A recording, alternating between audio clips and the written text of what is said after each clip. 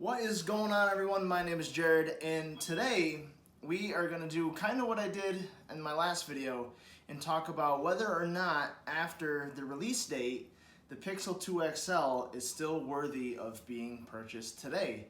So we're going to look at a few things: overall software experience, how the updates have been, how it kind of compares to some latest and greatest devices, and just overall how the device has aged. Has it kept up or has it fallen behind? So I'm gonna flip the old camera around, we're gonna take a peek, and we're gonna find out whether or not this is still worth your money or if you should look somewhere else.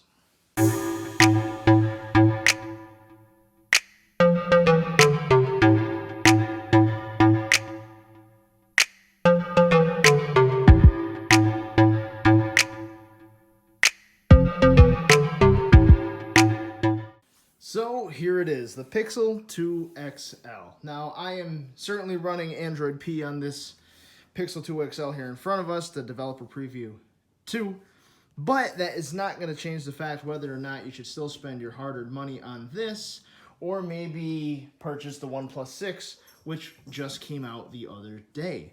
So the Pixel 2 XL certainly, I don't know how I'm getting Facebook notifications with airplane mode, but so the Pixel 2 XL came out in the fall, and it was a redesign over what was kind of uniformly known as a very plain phone. The first Pixels were nothing special, really, aesthetically, hardware-wise, other than the idea that Google made it versus doing a Nexus brand of phones, and working with partners and letting the partners kind of take control, like, say, the Nexus 6P, that was, a Huawei device through and through.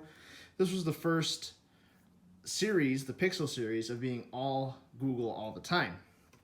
Fast forward to 2017, and we get the Pixel 2 and the Pixel 2 XL. Came in a good-looking design, not super, conforming to what 2017 was like, but it was definitely eye-catching with this two-tone back, especially this white and black version. But have a little bit of glass at the top, still an all-metal design with your fingerprint sensor here at the back.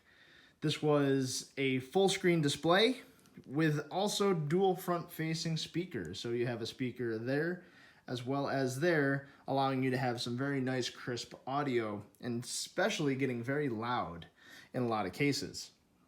However, it wasn't completely bezel-less, and it wasn't like the Samsung S8, which is what it was in the same model year as, having the rollover side edge screen and almost all the way to the top. But what they did introduce it with was Android 8.0 out of the box, Google Assistant baked into just about every sense of the word, as well as a squeeze feature that they kind of took from HTC. You squeeze and your Google Assistant pops up, which I haven't used a ton. I still use Google Assistant more than any other virtual assistant, but the squeeze feature kind of gets hit more on accident than it does actually intentionally. You can still hold your home button to activate Google Assistant just as well. The biggest selling point about the Pixel 2 and the Pixel 2 XL was, at the time, it was the highest rated camera on DxOMark, and they did it all with one single lens. So what made that very special is it meant that all of that was getting done via software and not with two lenses like a lot of the competition was doing, the bokeh effect, the depth of field. All of that was done with AI and software versus the actual two lenses, say, in the Huawei Mate 10 or the Samsung now S9 and a lot of phones with the dual lens setup. This did it all. And it had rave reviews about how good the camera really was, and edge detection. All of that was fantastic. So now in 2018, how does this phone hold up? So it is running last year's Snapdragon, the 835, which certainly was not a bad processor by no means. And it also had 4 gigabytes of RAM, no wireless charging, USB-C with no headphone jack.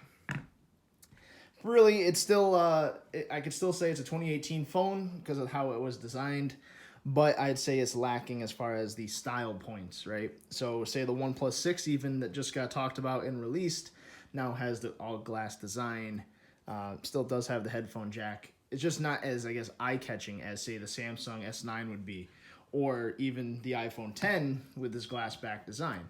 But it's still certainly a contender. The software experience has been overall very good.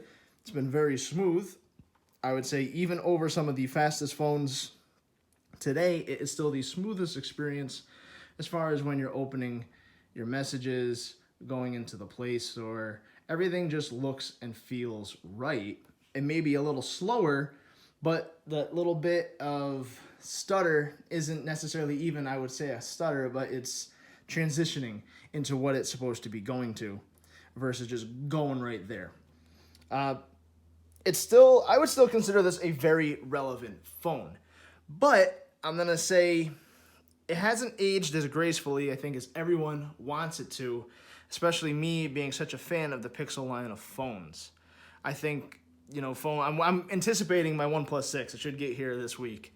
But with the Snapdragon 845, it's better RAM management, Android P, phones should be getting snappier, faster, better, every sense of the word. And seeing in a recent speed test that I watched, having the OnePlus 6 actually beat out the iPhone 10 with its A11 Bionic chipset is just unreal.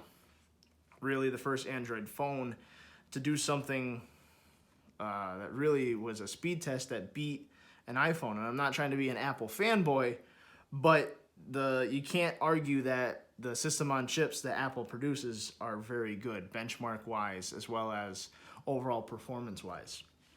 But I digress. So it doesn't have the latest specs. It is last year's specs. Camera today, even compared to the P20 Pro with the 40 megapixel shooter, the OnePlus 6, the S9 Plus with the dual aperture, mechanical opening and closing aperture setup, I still, out of a blind photo comparison, pick these photos and the iPhone 10 photos over anything else. And that's not saying that the other ones were bad, it's just that's where my eye gravitated towards. Now, I will say it is getting very picky now with the cameras because they are getting so good for the flagship range that, you're talking minor details that look better. That grass looks better here. There's a little more detail when you zoom in. But all of the cameras, I wouldn't be mad at all the pictures they took. I think they'd be great. In certain situations, this is going to be the only time that you really see the benefit. And the other day when I did the video comparing the two iPhone 10 photo, the cameras have gotten so good in the past few years. A $800 smartphone and a $500 smartphone really take great shots regardless. Unless you're getting super picky, they really do a great job. So coming down to it, really, without getting into all the different specs and all the different phones, I know the HTC U12 Plus was released today with some cool features. Is this phone still worth your money today? And I'm going to put it in context. So still the Pixel 2 XL is coming in right around $800, $800, in that range, give or take, depending on where you're buying it. Maybe Verizon has some carrier deals going around. It's still an expensive phone. Now, with that said, the OnePlus 6 just came out. I just purchased it, tax shipping to my door, $606. That is with an accessory bundle with a referral code. So I saved 20 bucks. That phone has a great experience just like this. Oxygen OS is also very vanilla Android-like with some useful enhancements.